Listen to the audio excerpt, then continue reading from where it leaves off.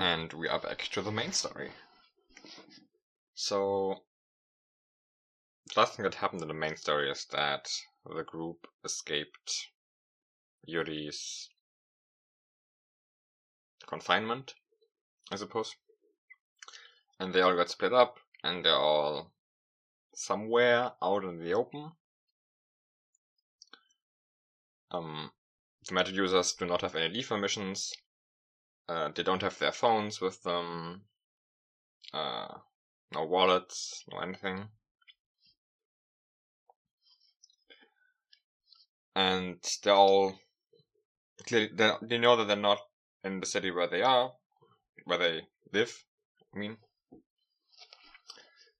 And now they have to figure out what to do. So, the Deji has the easiest time, as the Deji is not a magic user, so he is not constricted by not having a leave permission. So, what Deji does, essentially, so Deji's priority is getting home as quickly as possible, because he doesn't know where he looks around at first and sees, okay, the others are not here. So what he has to do is get home as fast as he can, and then issue like a note that there are these 4 magic users that currently are out without leave permission, but like issue like a note to the police or whatever that this is authorized and they are not to be killed, that they are just supposed to be brought back. That's what he does. And so it's like in the middle of the night right now. He just like looks around and soon finds a taxi and takes it to get home.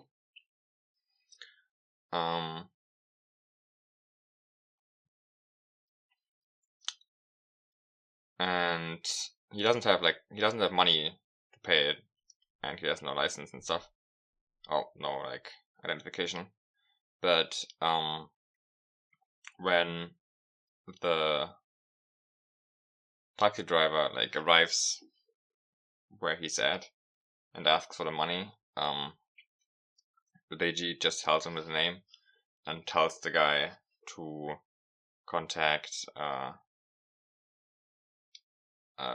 the department where he works at to get his money.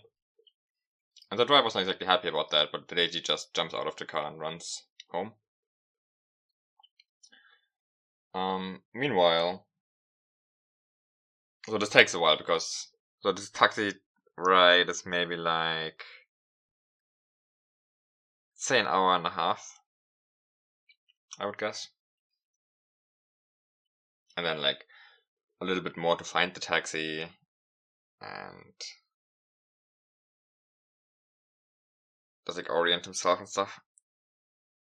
So meanwhile, Mark has a fairly easy time as he is quite used to staying out of sight. Now, this town he is in is not somewhere he's familiar with.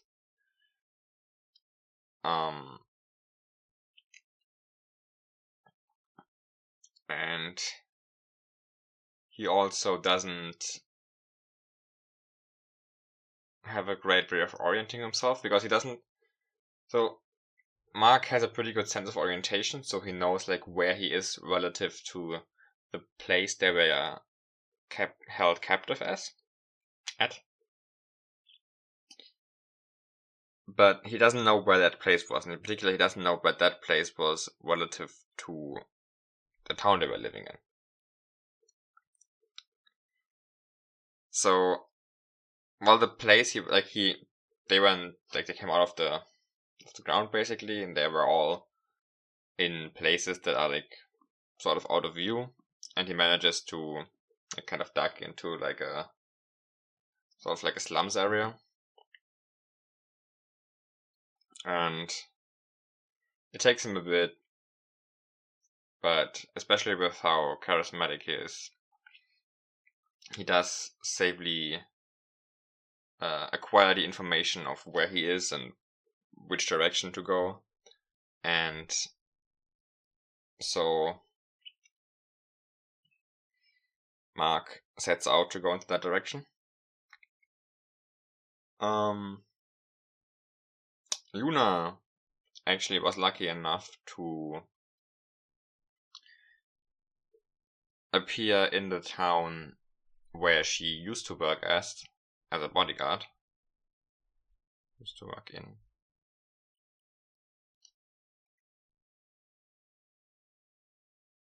And so she's just generally quite knowledgeable in the streets and knows like where people go a lot and where people don't go a lot. And so she also, similarly to Mark, just kind of goes into some back alleys where she's not gonna easily be found out, and she knows which direction to go. She just starts heading in that direction. Misaki is a little bit lost. Misaki does not have experience wandering outside without leave permission. I mean, Luna doesn't either, but Luna at least knows where she is, and she generally has also decent sense of direction, at least here, because she used to walk around here all the time. Misaki is not used to walking around like outside that much on her own, like just in general. Like obviously she is always outside when they do their job, but like just like in general from her upbringing, she hasn't like spent a lot of time just like walking around town like randomly. So he's in a place he doesn't know, and he's not used to the situation. What Misaki has going for her in general is that by using earth magic, she can conceal herself very well by just going to the ground. Now, the serum that Yuri gave them to repress their magic ability is currently still active. So, she can't exactly do that right now. So for now, what her goal is find a spot where not a lot of people seem to go and just hide there until she can get her magic back. And from then on, she can maybe find out where she is and stuff.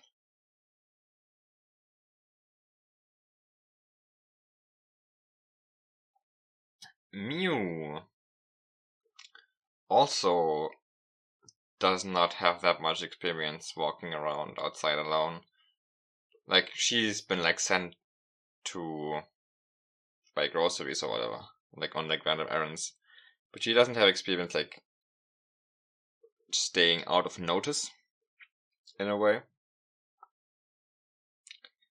And Mew, I mean, Mew as well, like all the others, when she like left the thing, was in an area where like isn't super visible, but more than most others, she was like closer to a populated area, and so she does try.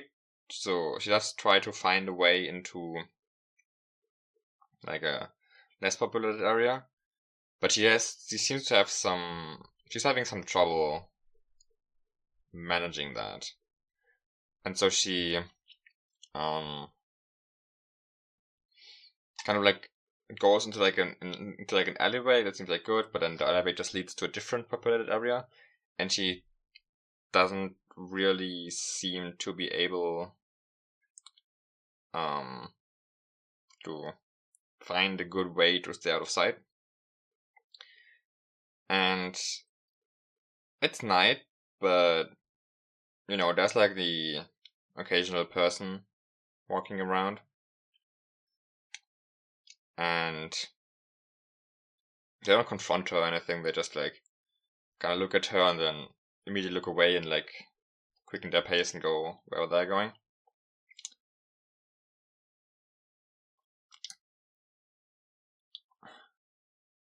Until Miu suddenly senses a projectile. No, he doesn't sense that actually. I'm retarded. Well, she does sense it, in a sense. So, Miu senses a projectile coming her way, in the sense that she gets hit by the projectile. Which appears to be, like a,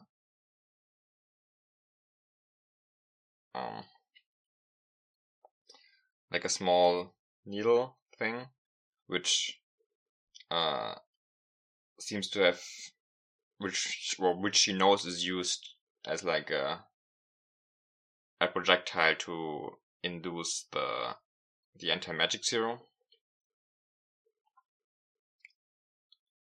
And following with that,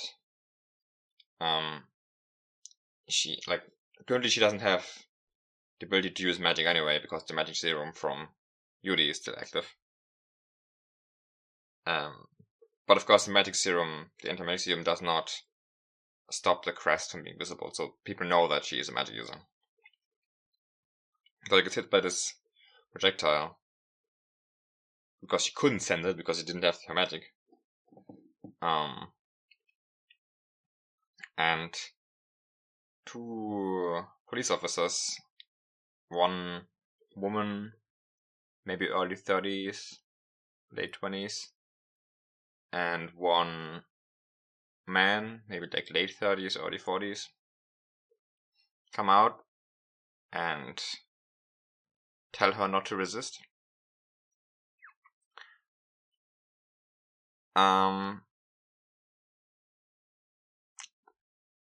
They tell her to show them her leave permit.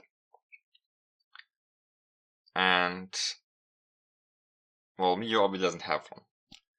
So she immediately starts apologizing and starts talking, like, she says that she doesn't have one.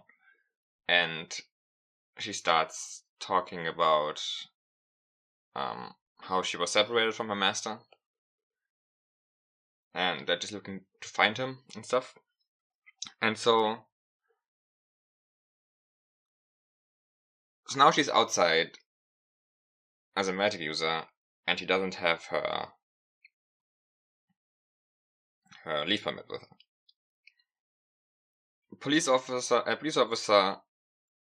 a police officer, it would be legal to kill her here, but it's also not necessary. Like, they don't have to kill her. It's like basically up to the police officer's judgment how to handle the situation. And the woman is already like pretty iffy on. She's kind of already thinking they should just kill her probably right now. Like, they know they hit her with the shot, but first off, like, they can't be sure that the serum was actually injected properly. And also, maybe she isn't alone, maybe she has other people with her. Stuff like that. So she's like on the side of, she's outside. She's been reported, like, the reason that they're here is because the other few people who were there reported her. She's been reported for behaving, like, suspiciously. She doesn't have a leave permit. She's wearing pretty worn down clothing because she's been in that fucking room for so long.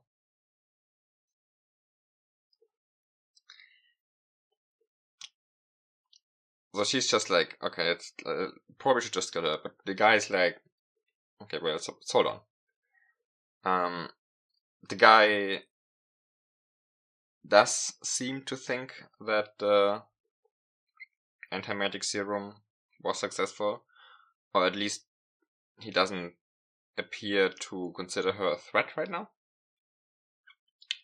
for whatever reason. and he decides that for now they should take her to the station. So they go to the station, and they ask her what the name of her master is, and he tells them it's Hadeji, and that his job is what it is, and in that town. And so they look that up, and they see that Hadeji is missing and presumed dead. And that doesn't look good for her, because now what they think is like, okay, so this master has been dead for a couple weeks, and now we find his own marked one running outside, looking worn down, without a leave permission, claiming that she just recently got separated from her master. Clearly seems like she's the one who killed him. And so again, the woman is like pressing the guy now, telling him that they should just kill her. And now he's also starting to just like get to this point of, yeah, this seems pretty fishy, I don't know.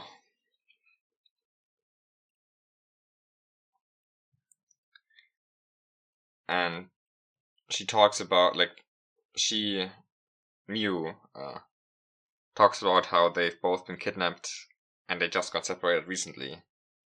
But he doesn't know where he is and stuff. And as they're about to decide that it's better to just kill her, another person comes into the room and tells them that the department where Luigi works as has issued a request to look for these and these magic users in the name of Luigi. And so the older guy's intuition was proven correctly, and Miu is sent home. Now, the other three, so he's home now, he got this thing off. Miu is being sent home. The other three don't know that this is happening.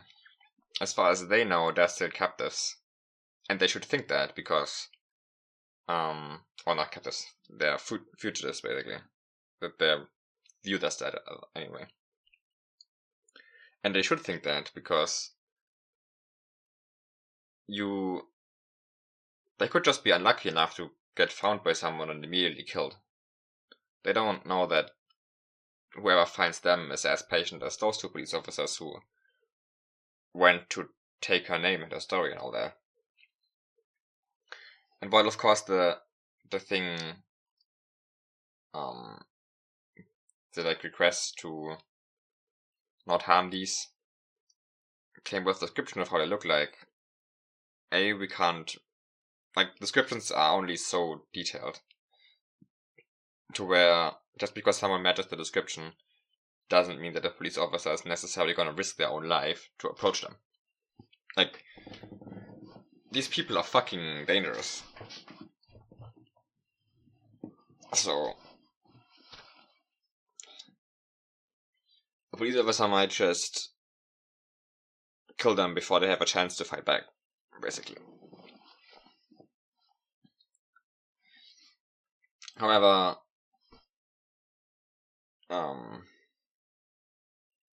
so a couple of hours later, Miu arrives home.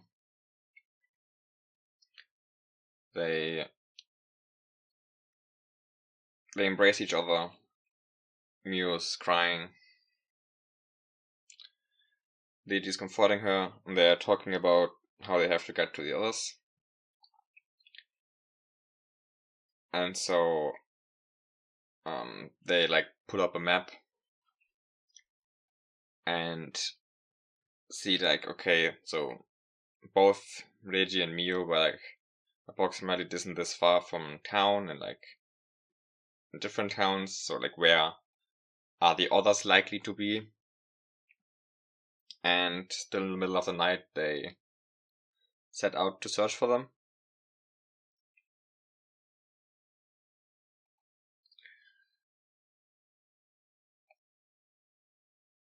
And then like eventually when after a couple hours of searching, or like decent amount of hours, they eventually go home.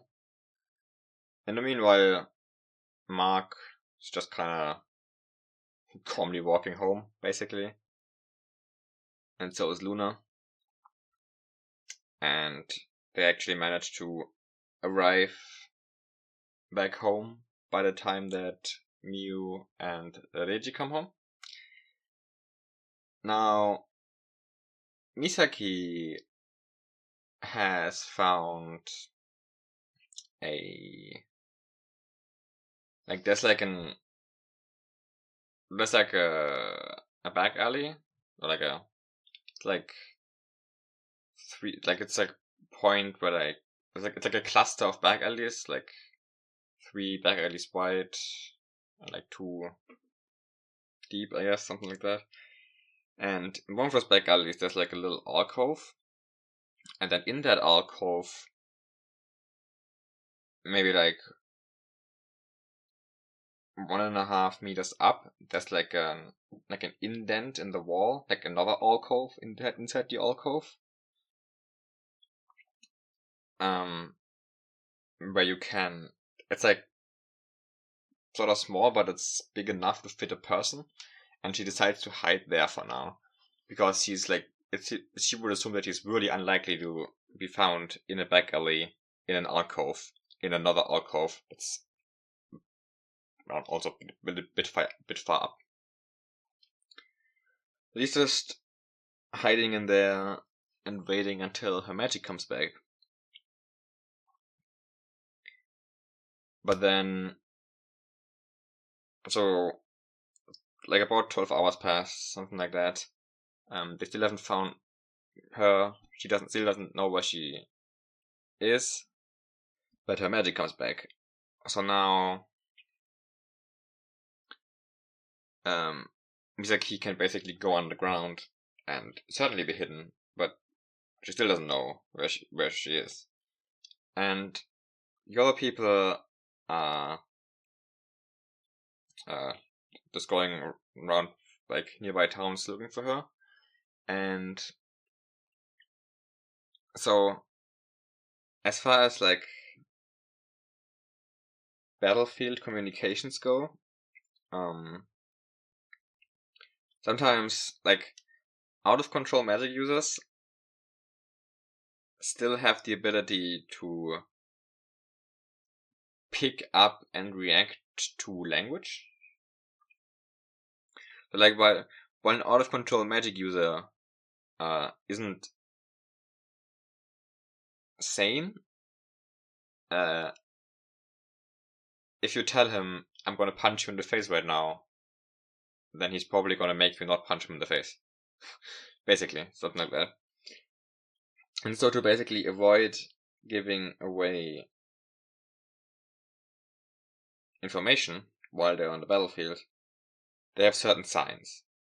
And one of the signs, or not one, but the signs that are specifically to be understood by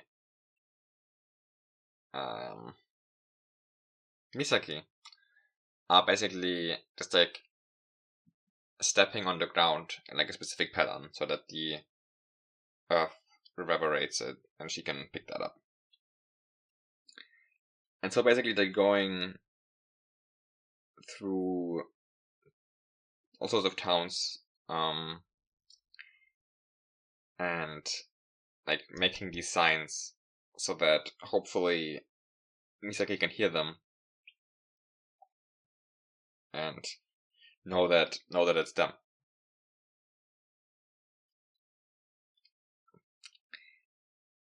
And so Misaki doesn't, but obviously Misaki doesn't know that this is happening. So when her magic comes back to her, she first goes on the ground, and then he just kind of starts feeling out the general landscape of the town. He hasn't eaten in a while either, naturally. He just starts generally like understanding the layout of the town. And through this way, she also can know how many people are around. And so when the first day passes, like, I mean, she can get water. Water is pretty easy to get by just all sorts of water places in town, like fountains or whatever. So water is easy to get, but she doesn't have a great way of acquiring food. But as it comes to the next night, and areas start being less populated, she herself finds like street signs basically that point to where this town is relative to other towns. And so she too finds how to get back. And then before the others manage to find her, she too manages to get back. And as she gets back, she is able to inform the others. And so everybody has safely made it back.